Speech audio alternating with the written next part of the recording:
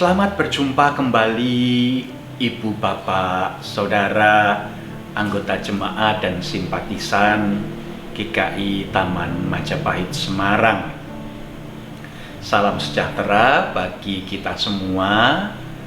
Besar harapan saya hari ini Ibu, Bapak, Saudara mengalami sukacita, mengalami damai sejahtera, dan memulai hari ini dengan hati yang dipenuhi dengan semangat, baik untuk bekerja dan berkarya maupun untuk hidup sebagai orang-orang Kristen yang menjadi berkat.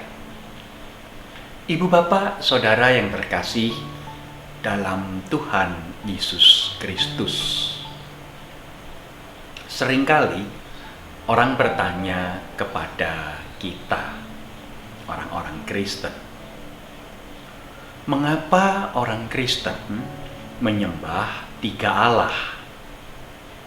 Dan mungkin kita terheran-heran, tiga Allah? Tidak, kami hanya menyembah satu Allah. Orang menjawab, tiga. Ada Allah Bapa, ada Allah Anak, ada Allah Roh Kudus. Ada berapa Allah? Tiga bukan? Tidak, hanya satu, jawab kita. Tetapi mungkin ketika menjawab demikian, kita pun berada di dalam pergumulan. Kita pun berada dalam kegamangan. Iya ya, satu atau tiga ya, tiga atau satu ya. Dan ketika diminta untuk menjelaskan, ketika diminta untuk memberikan ayat Alkitabnya, mungkin kita merasa ragu, mungkin kita merasa bimbang. Waduh, yang mana ya? Kok rasa-rasanya saya tidak tahu ya? Waduh, dan begitu banyak waduh yang lain. Nah, Ibu, Bapak, Saudara yang terkasih dalam Tuhan Yesus Kristus, bangsa Israel juga pernah mengalami kebimbangan, kegamangan, dan bahkan ketakutan dan kekhawatiran manakala mereka menyembah Allah yang hidup, Allah yang esa itu. Itu sebabnya ketika mereka berhadapan dengan bangsa-bangsa lain, mereka melihat situasi dan kondisi bangsa-bangsa lain. Loh, kok bangsa ini menyembah beberapa ilah? Kok bangsa itu menyembah beberapa dewa? Oh, kok bangsa yang sebelah sana itu menyembah begitu banyak berhala? Kami kok cuma satu? Kami kok hanya satu? Apalagi kemudian mencoba membandingkan diri mereka sendiri dengan situasi kondisi bangsa-bangsa yang lain. Wah, rupa-rupanya bangsa-bangsa yang lain memiliki kekuatan militer yang begitu kuat, begitu besar, begitu hebat. Bangsa-bangsa yang lain yang memiliki ilah-ilah, dewa-dewa, berhala-berhala yang begitu banyak, dipandang sebagai bangsa yang kuat, bangsa yang mampu untuk menyerang bangsa lain. Dan bukankah itu berarti ancaman bagi keberadaan bangsa Israel? Dan di dalam situasi seperti itulah bangsa Israel mulai goyah. Iman mereka mulai lemah. Mereka mulai melirik ilah-ilah lain, dewa-dewa lain, berhala-berhala bangsa-bangsa lain yang ada di sekitar mereka. Mereka menduakan Allah. Ibu bapak saudara yang terkasih dalam Tuhan Yesus Kristus, bangsa Israel akhirnya jatuh di dalam dosa penyembahan berhala. Dan oleh karena itulah Allah kemudian memuntahkan mereka dari tanah perjanjian. Allah mengizinkan mereka untuk mengalami penindasan bangsa-bangsa lain yang tidak mengenal Tuhan, dan hidup mereka menjadi budak kembali. Di tengah-tengah perbudakan itulah, di tengah-tengah penindasan yang dialami oleh bangsa Israel itulah, Tuhan berfirman, "Akulah Tuhan Allah. Tidak ada Allah yang lain selain diriku." Ibu bapak saudara yang terkasih, realita kehidupan pada hari ini seringkali membuat kita khawatir, membuat kita merasa resah, bahkan mungkin gelisah, gamang, bimbang, ragu, dan bahkan takut.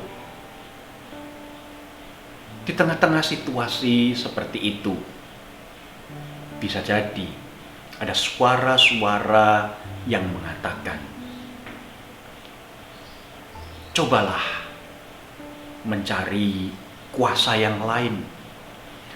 Cobalah mencari kuasa yang lebih nyata. Tidakkah engkau melihat teman-temanmu yang lain, rekan-rekan kerjamu yang lain, yang pergi pada kuasa-kuasa yang lain? Kuasa kegelapan, katakanlah. Kuasa kekayaan, mamon, katakanlah. Atau yang lain. Dan mungkin kemudian kita mencoba untuk memperbandingkan hidup kita sebagai umat beriman dengan yang lain. Mungkin dari rasa aman dan nyaman, hidup kita tidak lebih baik daripada mereka yang berbeda.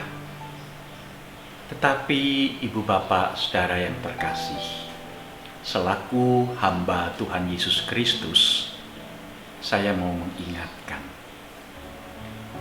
jangan pindah ke lain hati. Saya mau mengingatkan, tetaplah berpegang kepada Kristus. Apapun situasi dan kondisi yang Tuhan izinkan hadir di dalam kehidupan ibu bapak saudara sekalian, jangan pernah menjadi pribadi yang meragukan cinta kasih Tuhan. Jangan pernah menjadi pribadi yang undur iman dan kemudian meninggalkan Tuhan Yesus Kristus, Juru Selamat kita.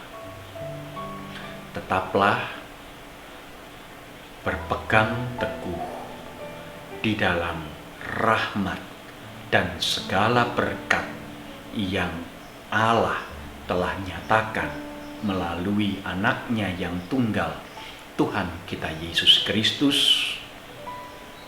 Dan biarlah iman kita tetap teguh, tetap kukuh, walaupun kita berada di tengah situasi dan kondisi yang tidak memungkinkan.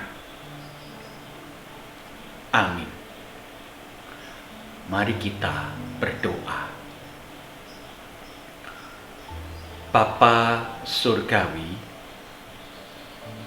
kami menyadari perjalanan hidup kami bukanlah suatu perjalanan yang mudah untuk kami lalui.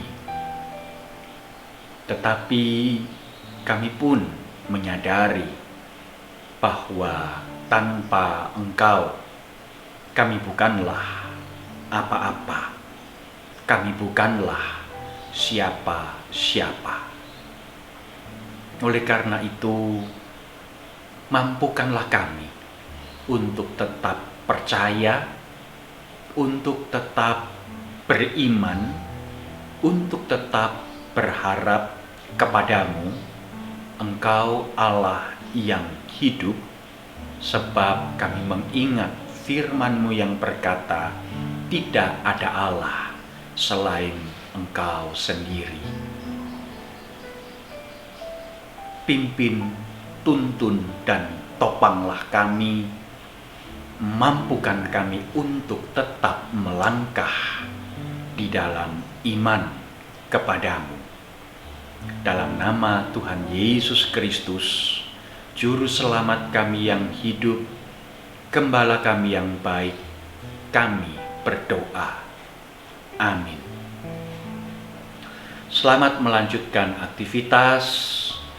Tuhan memberkati dan menjadikan hidup ibu bapak saudara sekalian menjadi berkat.